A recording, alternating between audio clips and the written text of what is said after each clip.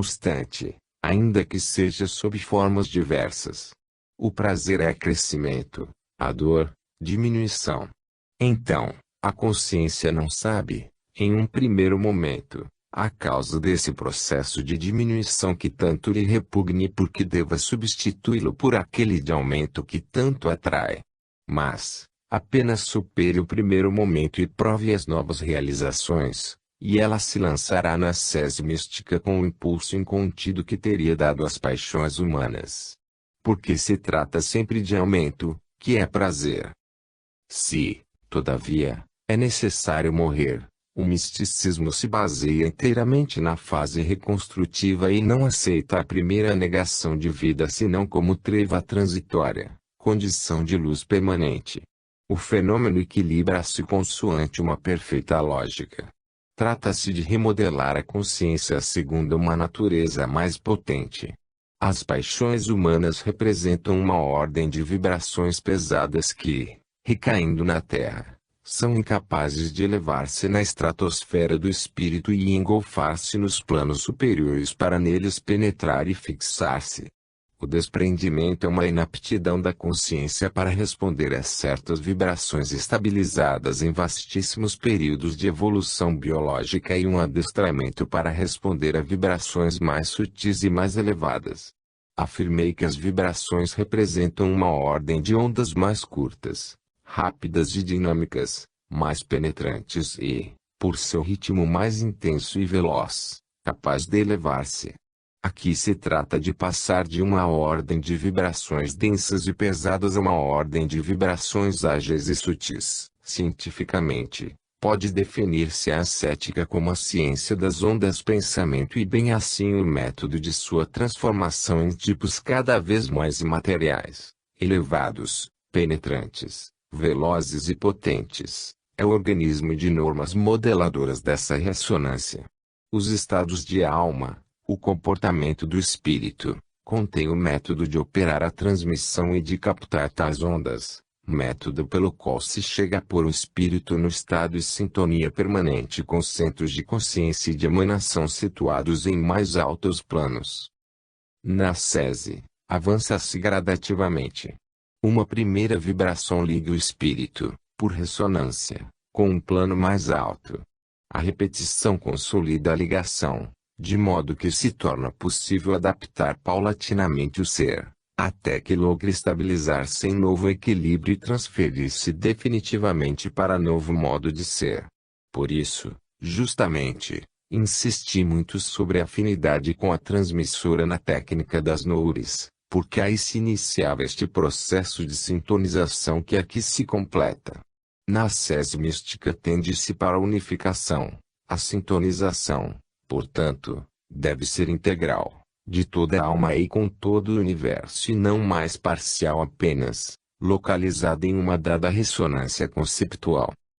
Então, a evolução, após haver invertido, por um momento, sua direção, retifica e retoma-a para ascender vertiginosamente.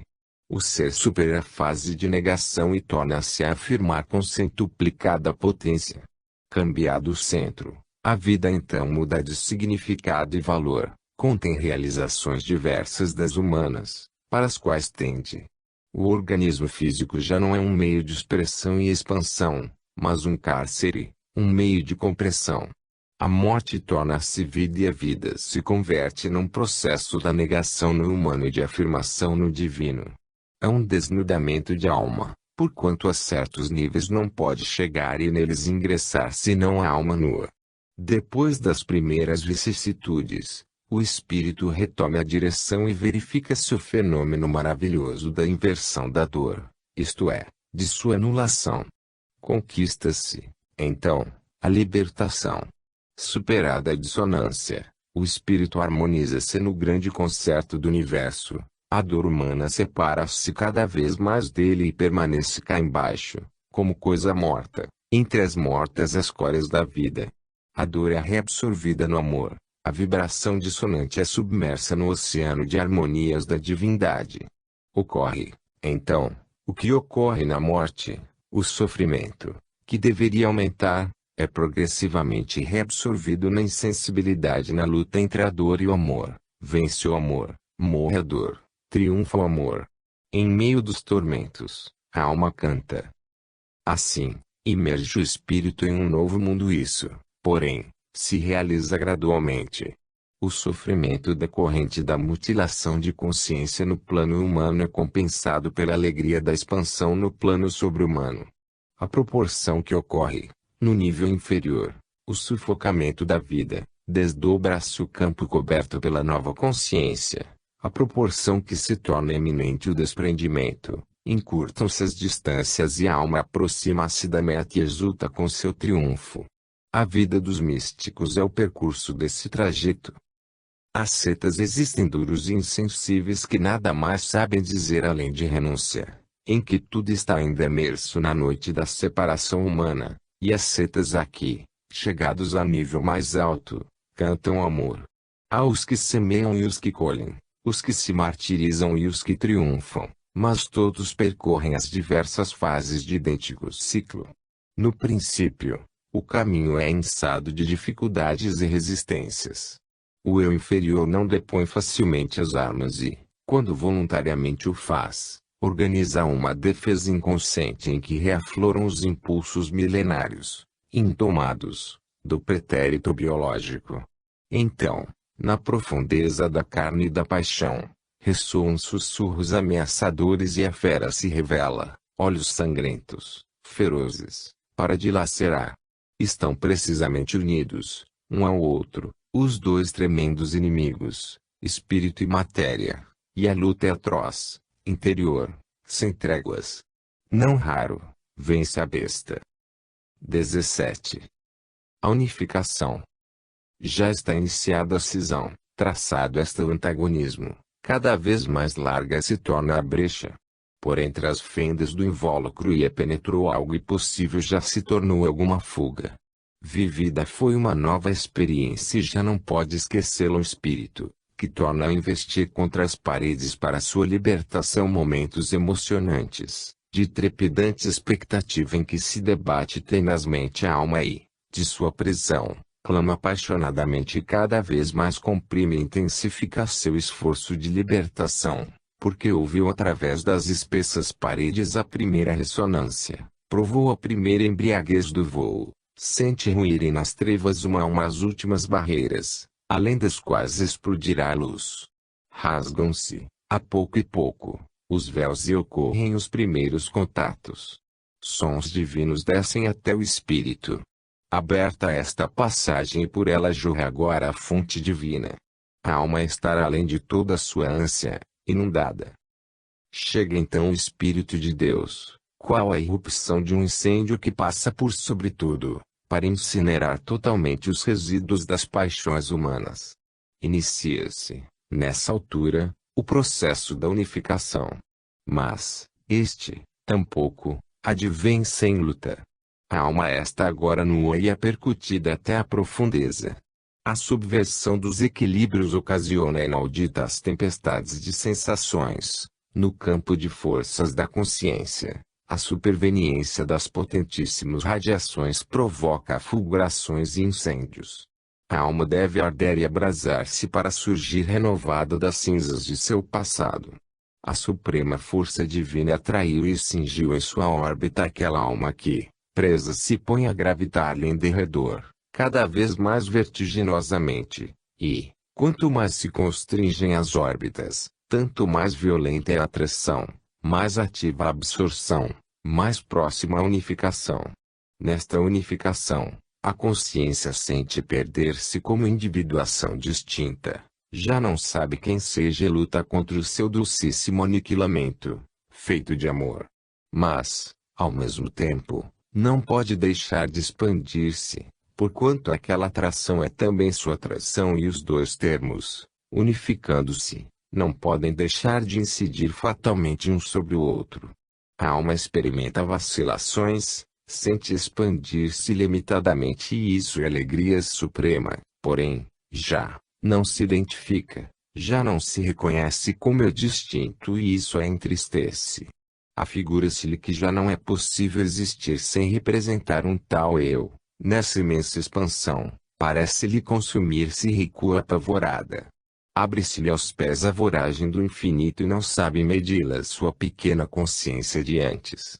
Essa experimental vertigem das grandes altitudes e volve a prender-se àquela força de atração divina que a leva sempre mais além e acaba por consumi-la como coisa humana, para fazê-la ressurgir, integralmente só, como coisa divina. Luta, sempre luta, mas agora dulcíssima luta.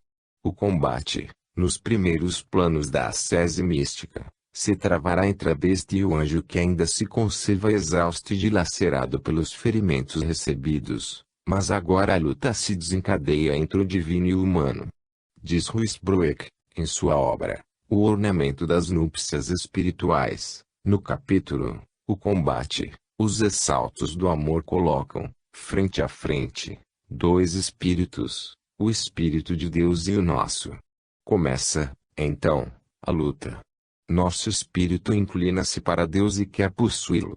O impulso do amor tem por cúmplice o ato secreto de Deus, ardentemente buscado. O duelo ocorre na profundeza. São de espantosa intimidade os ferimentos recebidos pelos combatentes. Eles se atiram raios que lhes abrasam a força ardente e o ardor do combate aumenta a ansiedade do amor entre eles. Assim, ambos se fundem. O Espírito de Deus agracia-nos e o nosso retribui. Desse duplo impulso, nasce a força do amor. Esses fluxos e refluxos fazem multiplicar-se a fonte do amor. De Sartre, o contato de Deus e o furor de nosso desejo conjugam-se na mais inefável simplicidade. Invadido e possuído do amor, o espírito, por incríveis esquecimentos, chega a não recordar-se mais senão de seu possuidor. Sente-se abrasado e, ao engolfar-se no abismo daquele a quem agora toca, vendo superados, pela realidade que ele vive, o próprio desejo e a própria avidez, assiste, estupefato, ao próprio desfalecimento. Mas, reunindo, num supremo esforço, todas as suas forças, encontra na profundeza de sua atividade a energia necessária para mudar-se a si mesmo em amor. Então, o santuário íntimo de sua essência criada, em que principia e acaba a sua atividade terrestre, está em suas mãos. E domina, com suas virtudes e seus poderes, a multiplicidade do mundo. E através destas sensações, confirmadas pelos místicos, que age o processo progressivo que vimos: vibração, ressonância, sintonia, desprendimento, purificação, afinidade, atração, amor, unificação. No ápice do desenvolvimento do fenômeno esta unificação. Trata-se de um procedimento de amor, base da vida. Parece que o estado mais perfeito e completo do ser, que é o da unidade em Deus, tenha sido outrora, como que precipitado, por involução, no cindido dualismo do amor sexual, em que o ser, dolorosamente desdobrado em dois, deva percorrer ansiosamente, cada dia, o trabalho de reconstrução da unidade através das vias imperfeitas, instáveis e insidiosas do amor humano. O misticismo remonta às vias da evolução que levam à liberação de tais limitações, de todas as cisões e separatismo que são a característica dos planos inferiores, em que a unidade se fragmenta e se pulveriza no múltiplo e no relativo. Trata-se de um grande esforço de reabilitação do ser involuído, de reconstrução da integridade e imensidade do eu, hoje perdida como se fora punição. Trata-se de reconquistar, em Deus, o verdadeiro amor, universal para todos os seres. Embaixo, ele se manifesta humanamente semelhante a uma chuva de doções, que o Espírito difunde totalmente em torno de si, isto é, semelhante a uma forma de sacrifício e de amor por todos os homens e todas as criaturas, na qual se exprime claramente o seu caráter universal. Estes seres representam sobre a Terra, canais de expansão divina. Se o aspecto racional do fenômeno, como já foi exposto, é intelectualmente compreensível, o seu aspecto sensitivo é absolutamente inimaginável e incomunicável a quem não sente e, Portanto, não pode provar. Faltam palavras e expressões na linguagem, falta sobretudo no coração humano a capacidade de vibrar e de responder a tais emoções. Como se pode explicar a perda de individuação distinta de consciência, a identificação por reabsorção no princípio do universo, a transhumanização da dor por harmonização, se tais estados não existem no plano de consciência normal? Eis onde chega quem logrou romper o invólucro, contato realmente contínuo, interno e profundo, que é a unidade. Os amores humanos têm a mesma tendência, mas encaixados no invólucro físico, jamais podem chegar a essa identificação completa e deixam sempre uma distância que divide, um resíduo de egoísmo. Mas, este não está entre os amores, tantos entre tantas formas, mas é o amor. São Paulo nos disse que o amor é a estrada mestra, ou melhor, a única via do misticismo, a graça mais necessária do que qualquer outra. E ele quem clama, vivo autem annum ego, vivite vero in me gestus, já não sou eu que vivo, mas é Cristo que vive em mim. A razão e a inteligência, acrescenta Ruysbroeck, detém-se na porta. Mas, o amor, que é o amor que recebeu uma ordem quer, se bem que cego como os outros, corajosamente avançar. Ele conservou, na própria cegueira, o instinto da alegria. Assim, quando, ante a porta, a inteligência se prostra e sucumbe, diz o amor, entrarei. E o amor entre a morte é vencida neste triunfo. Disse que a maior punição das almas culpadas consiste na privação de contemplarem a Deus, o que é o acantonamento fora das grandes correntes da vida. A maior alegria das almas eleitas reside precisamente neste contato com Deus, nesta suprema embriaguez de harmonização, nesta fusão completa. Mas, é inútil acumular palavras. Aqui me atormento com exprimir o inefável. Esse contato de amor, quem se torna sensível à presença de Deus, é uma sensação tão sutil que só se atinge mediante apuração e aguçamento da própria sensibilidade. É uma nota tão alta e de tal frequência vibratória, que não a percebe o ouvido comum. Se a percebesse, ele se arrebentaria, tão intenso é o seu potencial. Para atingi-la, é necessário, inclusive para a consciência madura e adestrada, entrar gradativamente em sintonia e elevar-se em tensão. A isso se chega pouco e pode ajudar aquele processo de sintonização noúrica, condição de recepção inspirativa, que descrevi em meu precedente volume. A contemplação nos guia na casa de Deus. A auscultação das harmonias do Criado é importante via musical de elevação, porque nos faz assistir conscientes ao pensamento de Deus. Chegada a esse estado, a consciência está, não só metaforicamente, mas também realmente, fora de si, porque está em novo plano de existência e fora de sua dimensão conceptual. Diz-se então arrebatada em êxtase.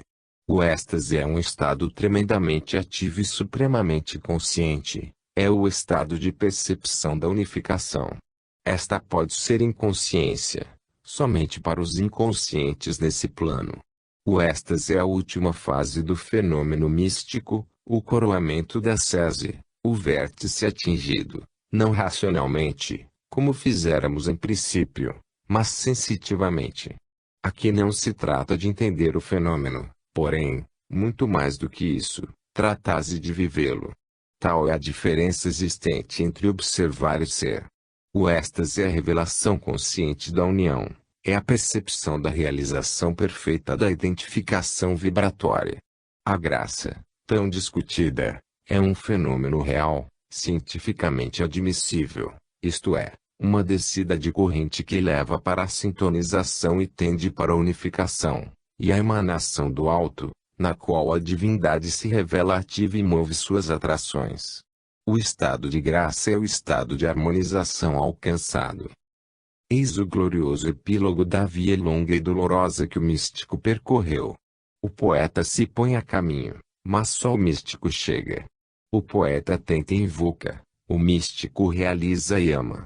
Assim, O místico é o poeta completo, íntegro, que alcançou toda a realidade de seu sonho.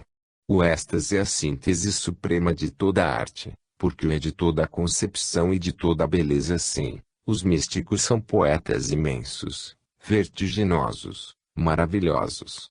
Não se ausentam da vida, mas nela estão mais intensamente presentes. O místico retorna às coisas, mas com visão divina, retorna às criaturas e torna a amá-las, porque nelas está Deus e nelas reencontra Deus. Todas as coisas não possuem mais do que um significado e um poder, o de elevar seu espírito a Deus. Seu egoísmo se transformou no amor de um eu tão vasto que abrange toda a criação e não pode conter senão Deus. Já não bastam seus pobres braços humanos para cingir o infinito. O místico, então, parte em dois tempos o ritmo do seu dinamismo, contemplação e ação. E os dois ciclos entrelaçam-se, completam-se, nutrem-se reciprocamente. Primeiro, engolfa-se no abismo divino para alcançar sua luz e energia. Depois, desce novamente entre as misérias humanas para exercer o bem e aliviar a dor. De sua altitude ele se abaixa, de braços abertos. O suco tangível que deixa atrás de si a sese do místico é feito de obras de bondade. O amor de Deus não pode ser ocioso. Estas consequências práticas, motivo de cisão no nível humano, deve a sociedade compreendê-las. Cito a propósito outras palavras simples e sublimes de Ruysbroeck: a consolação interior é de ordem menos elevada do que o amor ativo que se põe, espiritualmente ou corporalmente, a serviço dos pobres. Por isso, eu vos digo, ainda que sejais arrebatados em êxtase tão alto quanto São Pedro ou São Paulo, ou quaisquer outros que queirais, se ouvirdes de um doente que tenha necessidade de uma sopa quente ou de qualquer outro socorro do mesmo gênero, eu vos aconselho que vos desperteis por um instante de vosso êxtase e façais aquecer a sopa. Abandonai Deus por Deus, buscai-o e servi-o em seus membros, nada perdereis na permuta. O que por caridade abandonardes, Deus vô-lo restituirá com muitas outras perfeições. 18. Incompreensão moderna. Posta em frente a essa psicologia, a mentalidade moderna não compreende. Contenta-se em tirar vantagens das suas consequências utilitárias, inteiramente imersa no eterno jogo da ambição. Despreza quem se recolhe à solidão e o define como ocioso e misantropo. Só admite o trabalho quando rumoroso, porque só compreende o que lhe fere os ouvidos. Aquela solidão, entretanto, parece vazia e encerra uma terrível atividade interior.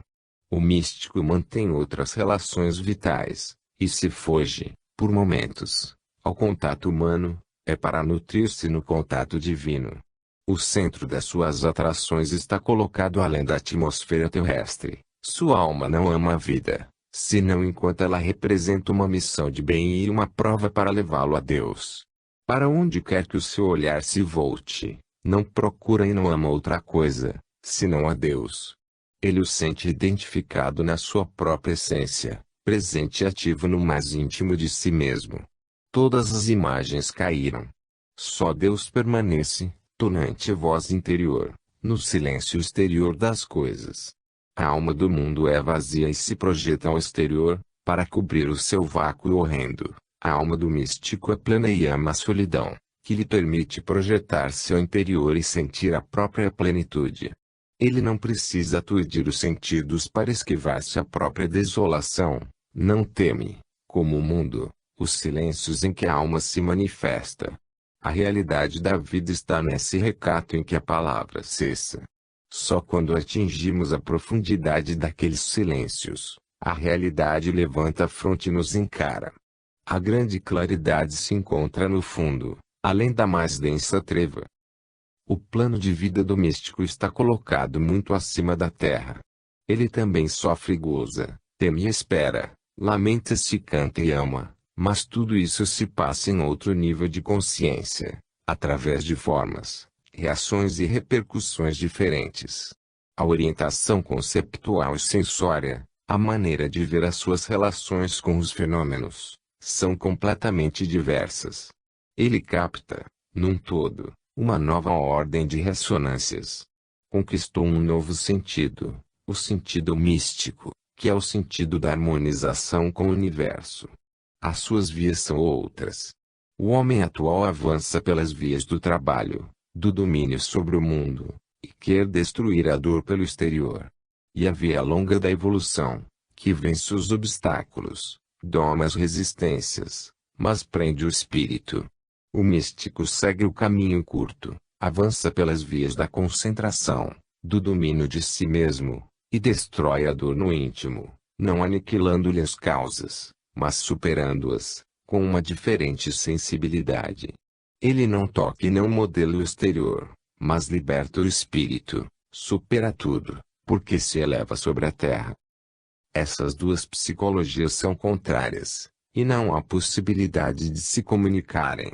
Por isso mesmo me objetarão a não aplicabilidade de tudo isto, justificando-se a indiferença por certos problemas que não servem para nada. E então se quererá relegar para o patológico e atirar aos ângulos esquecidos da história certos fenômenos. Não obstante, o problema psicológico é sempre o mais angustiante, e o mistério da personalidade humana é o mais tormentoso enigma.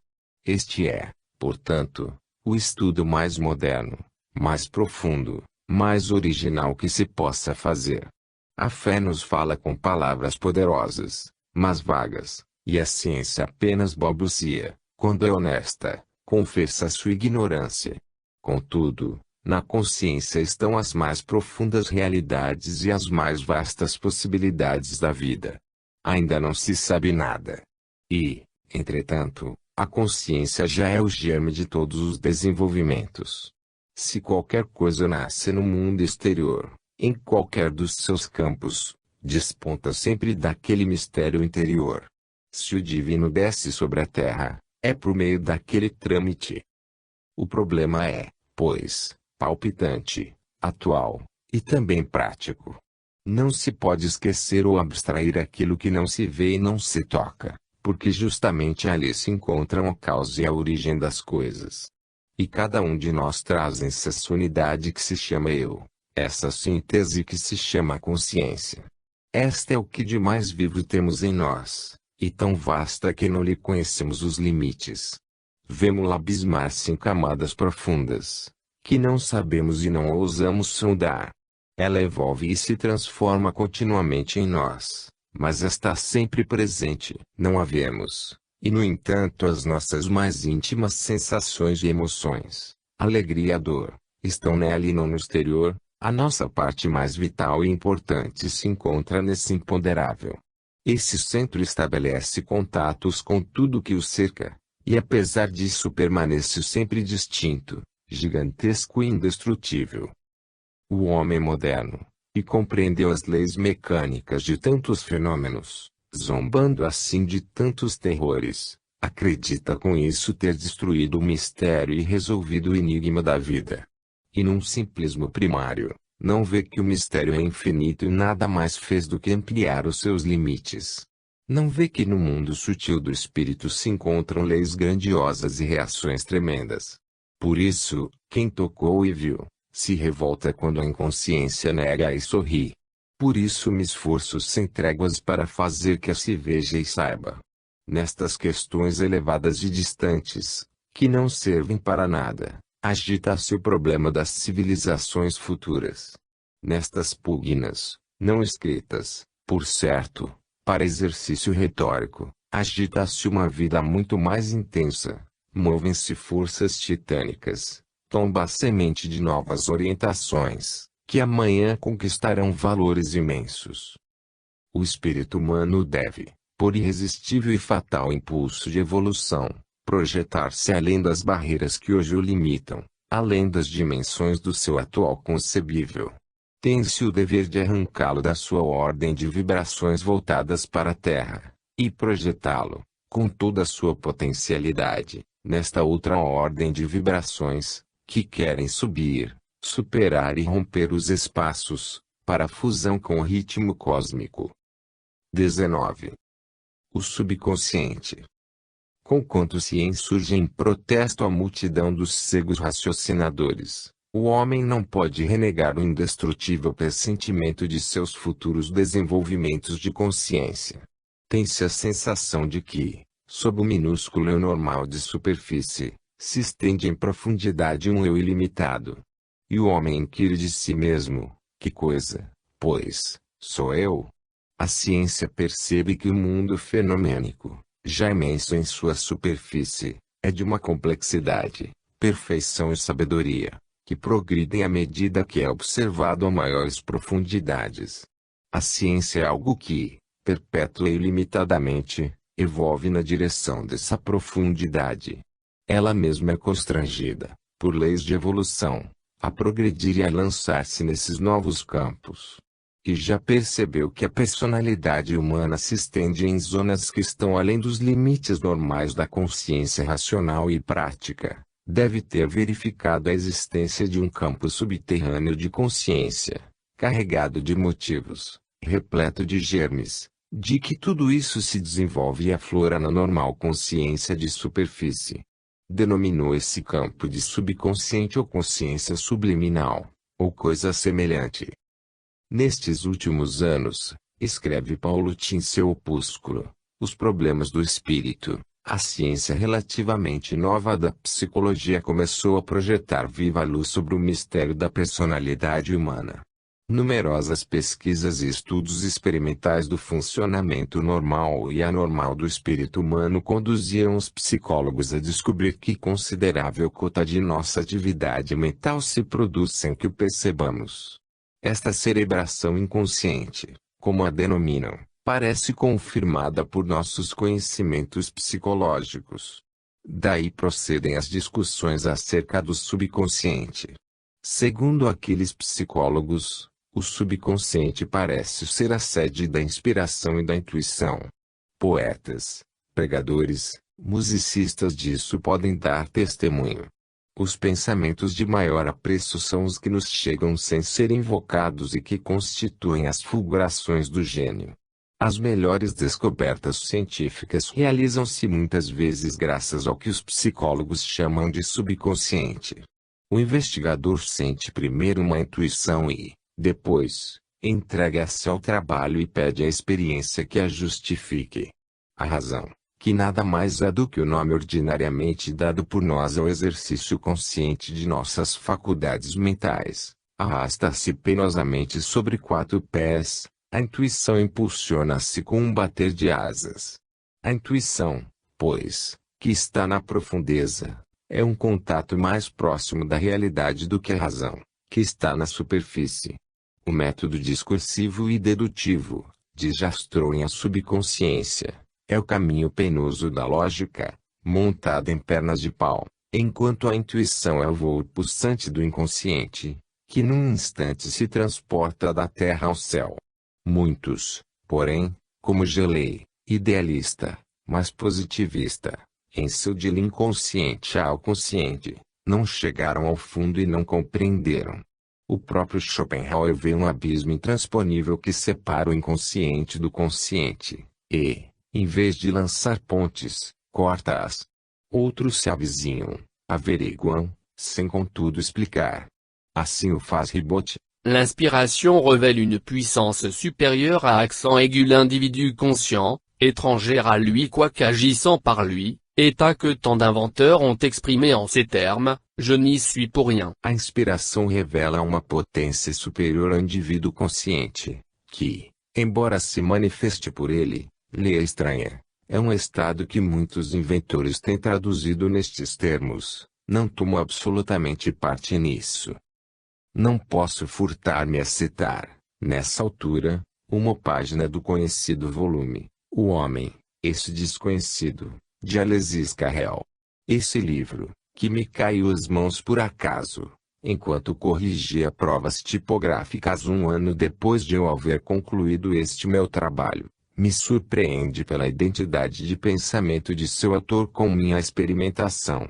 Coincidência estranha entre indivíduos tão diversos e ambientes tão distantes, que não pode deixar de impressionar-nos, pois demonstra que certas ideias, por mim vividas, expressas em asnoures, e por outros julgadas absurdas e inadmissíveis, estão ao contrário, no ar, de uma outra extremidade do mundo, e o espírito dos menos evolvidos está já preparado e concorde para aprendê-las.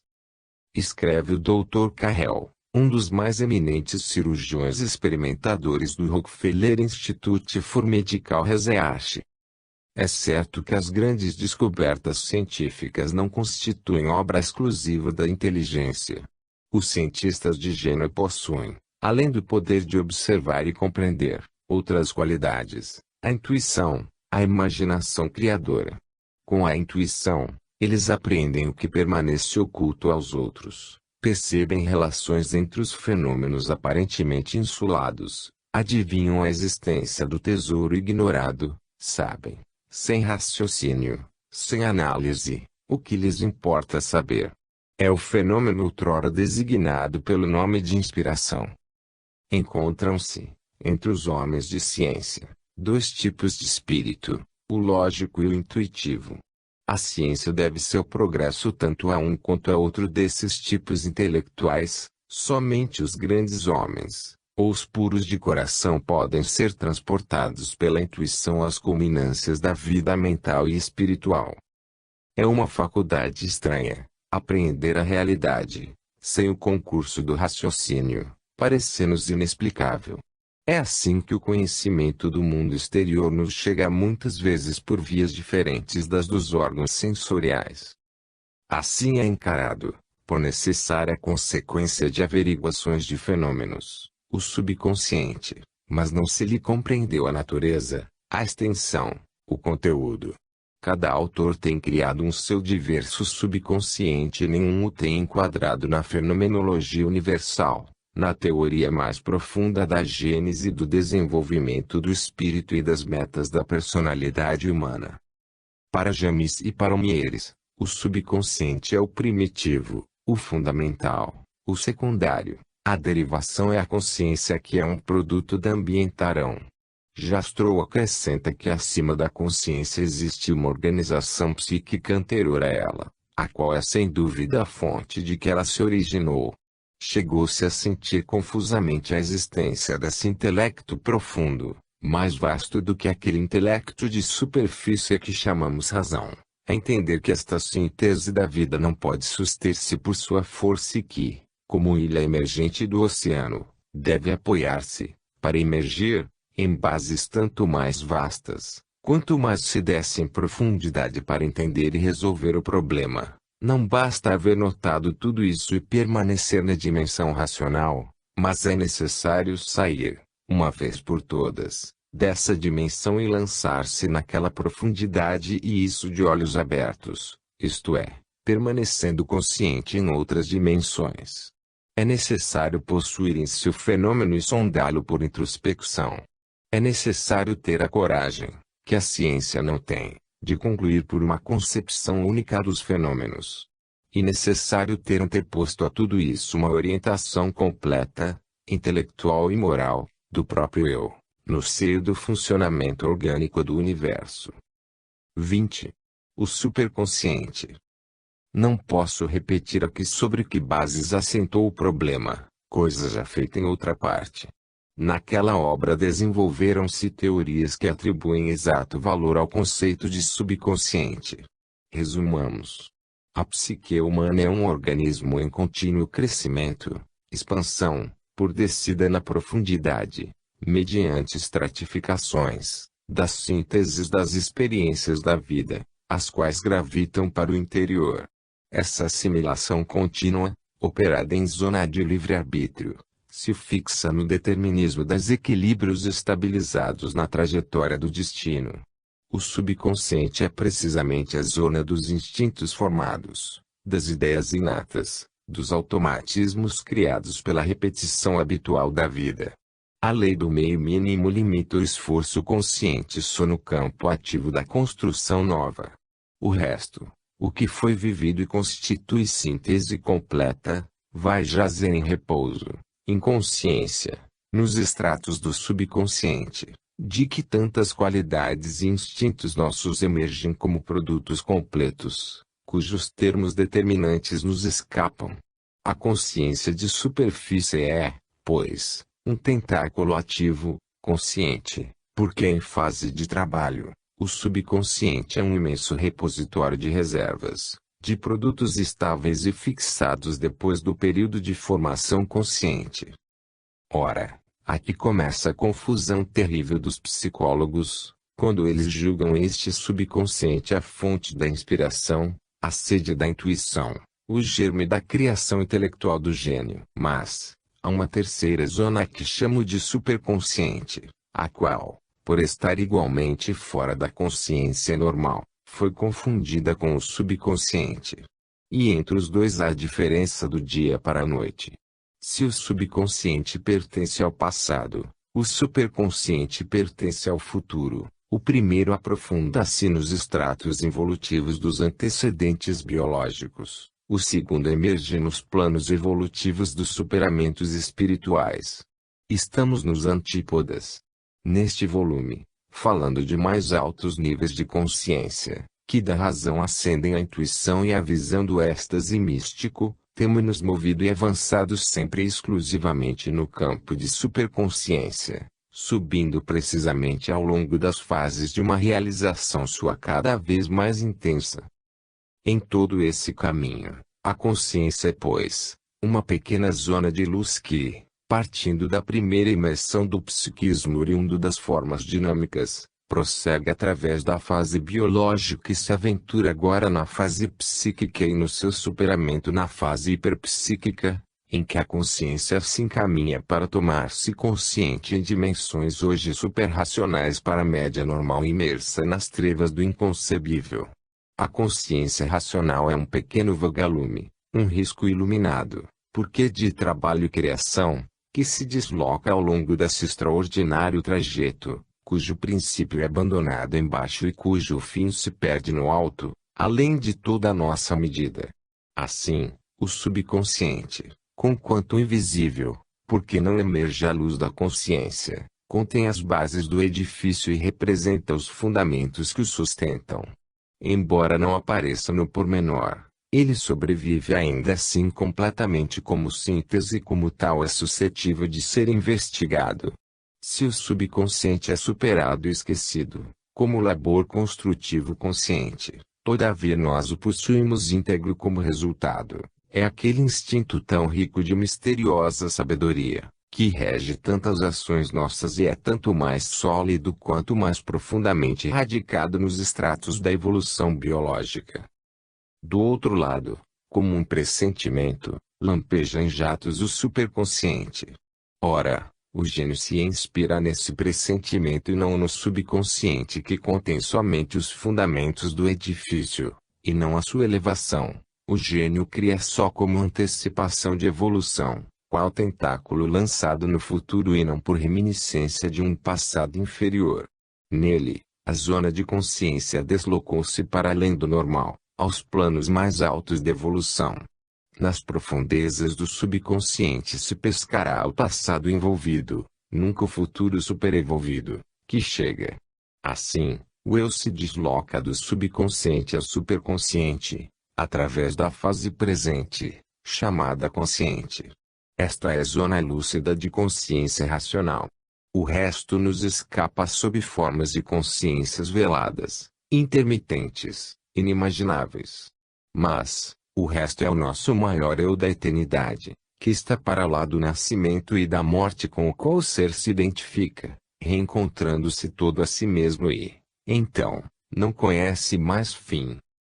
Ora, se esta zona não consciente é aquela que nos põe em comunicação com a realidade, na intuição, e com a divindade, nos estados místicos, é para horrorizar-se quando se ouve dizer que a graça de Deus se manifesta no homem através do subconsciente ou que o homem, para alcançá-la, se transfira ao subconsciente. Mas, a graça é fenômeno evolutivo, não involutivo, de superconsciência e não de subconsciência. A graça é uma elevação ao superconsciente, e através deste que ela se dirige ao homem, e a esse plano que o convida a transferir-se. Por aí se vê como quem não sabe superar a dimensão racional permanecerá impotente em face de tais concepções e tateará constantemente na treva. Só uma tão completa cegueira pode fazer confundir, na mesma forma de não consciência, dois extremos opostos, o subconsciente e o superconsciente. A concepção nebulosa dos psicólogos modernos apenas tem vislumbrado esta zona de mistério e, sem sondá-la, a ela tem relegado todo o indecifrável do fenômeno psicológico. Ao invés de tentar, pelo menos, uma explicação para o fenômeno, ela se contentou com batizá-lo com uma palavra: neurose. Maravilhoso modo de explicar. Cunha-se uma palavra de origem grega e, com isso, julga-se tudo explicado. E, todavia, a neurose continua sendo para a própria ciência, nos domínios da anatomia patológica, um enigma. Fora desses domínios, mais no alto, a ciência é, por método e premissas, incompetente. Certas realidades mais vastas serão eternamente negadas, porque incompreensíveis, se não se sair do campo circunscrito por tal método e por tais premissas. Resumo, pois, o quadro de estrutura da consciência humana. Ela se divide em duas partes, o consciente e o inconsciente. O primeiro é a consciência conhecida, normal, racional, prática, que todos distinguem. O segundo se compõe de duas zonas, o subconsciente, que pertence ao passado, e o superconsciente, que pertence ao futuro. Seus extremos se perdem no infinito graduar-se da ascensão evolutiva, mas eles se aproximam num ponto que continuamente se desloca do sub ao superconsciente, mas que é sempre o centro consciente em que o mar do inconsciente aflora a superfície da sensação, como da ação construtiva. O subconsciente contém e resume todo o passado e o leva até o limiar da consciência. O superconsciente contém, no estado de embrião, todo o futuro que está em expectativa de desenvolvimento. Segundo o próprio grau de evolução e maturidade, as várias consciências estão diversamente situadas ao longo desta linha, sobre a qual podemos desenhá-las como uma zona em marcha. Observemos a figura 3. Querendo figurar o desenvolver-se do fenômeno de evolução da consciência sobre uma faixa, isolemos na figura, por comodidade de observação, um trecho do percurso e isso para três tipos de consciências diversamente desenvolvidas, A, B, C. A zona de luz exprime, em sua extensão, a zona de consciência, a zona negra exprime a zona de não consciência, ou inconsciente. Este se estende por dois lados, à esquerda, temos o subconsciente, à direita, o superconsciente. Sempre esfumando nessas duas zonas de treva, a zona consciente avança do sub ao superconsciente, segundo o progressivo grau de evolução das consciências A, B, C, etc. Uma vez superados, os instintos são gradativamente abandonados fora da consciência, na zona de treva do subconsciente, à medida que a consciência conquista com seu labor a vida. O superconsciente o faz desabrochar em sua luz. Isso pode ser comparado ao caminho do caruncho na madeira. Ele, a consciência, avança, evolução, perfurando incessantemente, através da madeira, um canal de cujos produtos, esforço de vida, assimilação de provas, criação de novos instintos, ele se apropria e se nutre, assimilando-os, ao mesmo tempo que conquista novo espaço que torna seu, o superconsciente, enquanto abandona o velho, subconsciente, no qual deixa os excrementos, instintos superados, de sua vida e de seu trabalho. Se quiséssemos ser mais precisos, em tentando reduzir a termos de espaço o que não é espacial, deveríamos dizer que das duas não consciências, consideradas em relação com a consciência lúcida de superfície, a superconsciência se estende em profundidade, nas zonas interiores, avança para Deus e tende para a unificação com o todo. A que se chega pois, por introspecção. A subconsciência, ao contrário, estende-se em direção oposta, não sob, mas para o exterior da superfície, é filha das experiências do mundo exterior e nele é abandonada. O eu avança entre duas zonas igualmente não lúcidas, mas sua progressão é para o interior, sua evolução o afasta do subconsciente e o leva para o superconsciente. Valores opostos: o primeiro é um resíduo, o segundo, uma conquista. O primeiro é uma zona inferior, de que nos distanciamos, e uma escória que abandonamos. O segundo é uma zona superior, de que nos aproximamos. Não contém os remanescentes da vida, ainda que no momento sejam necessários, mas o futuro da vida.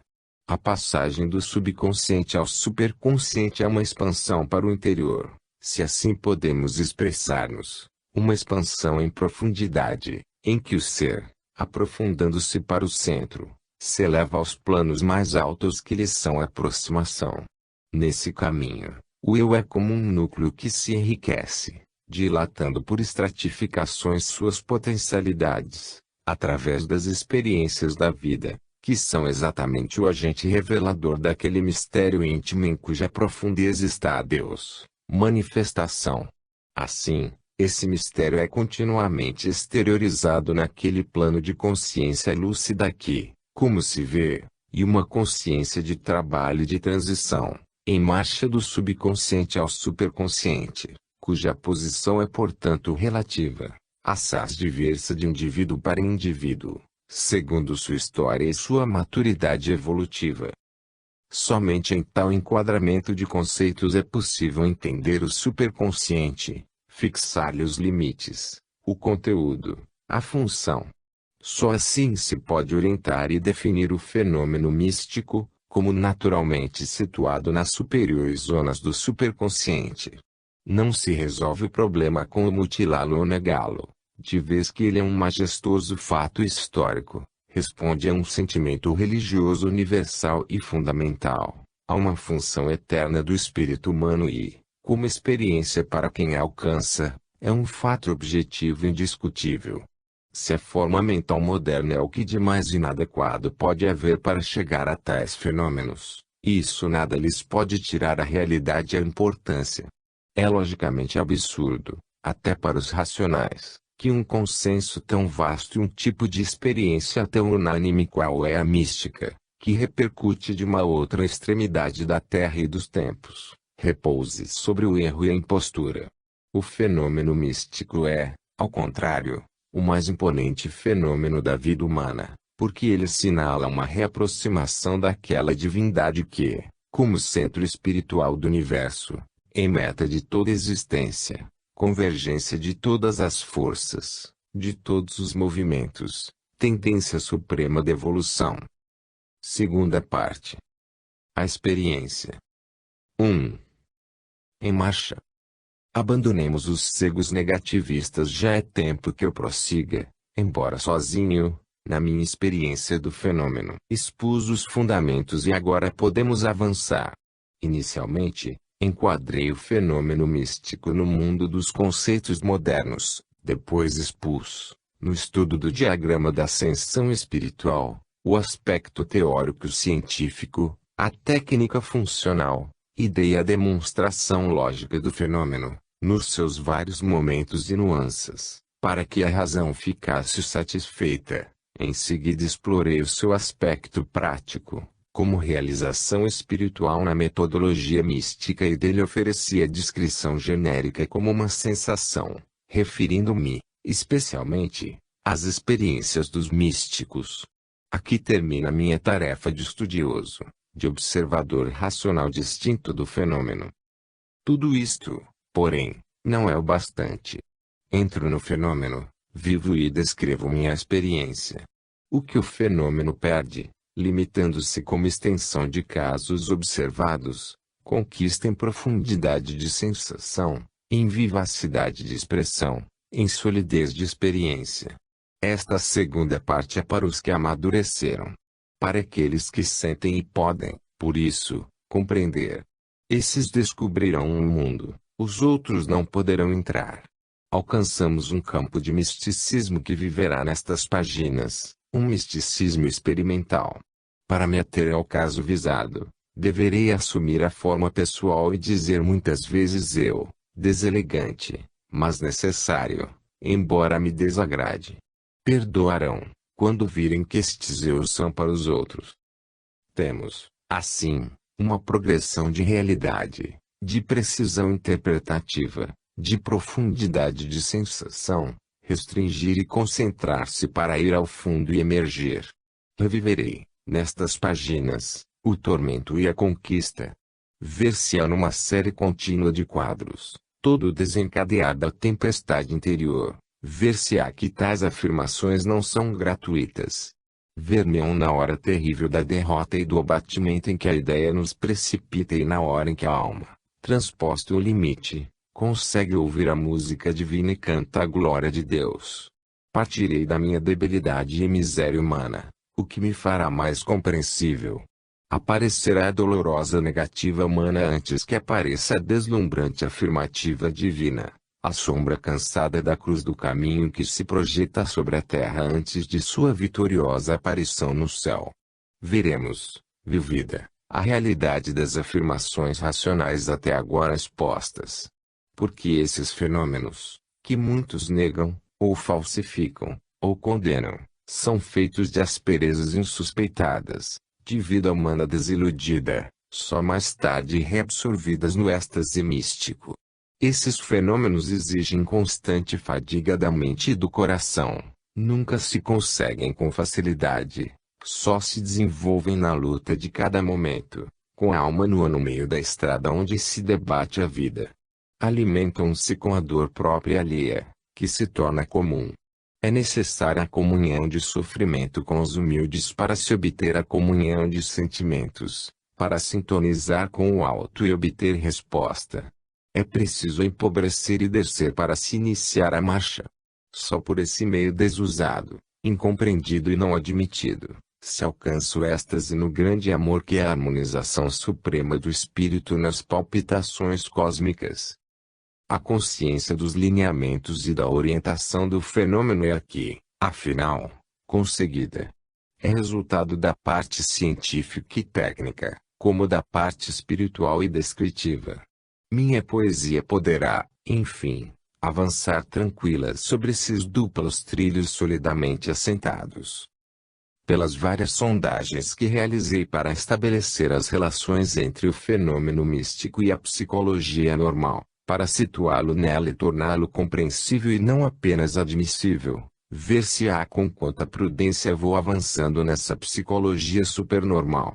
Era necessário fazer ver claramente que a mesma pessoa que aqui possa parecer quase louca, sabe, no entanto, raciocinar friamente e domina todo o fenômeno como domina a psicologia normal de que se fez juiz. Compreendo perfeitamente a enorme dificuldade dos problemas abordados, do risco de tão novas afirmações, da minha responsabilidade moral ante a ciência e a fé. No entanto, num e noutro sentido já falei claro e falarei ainda mais claro.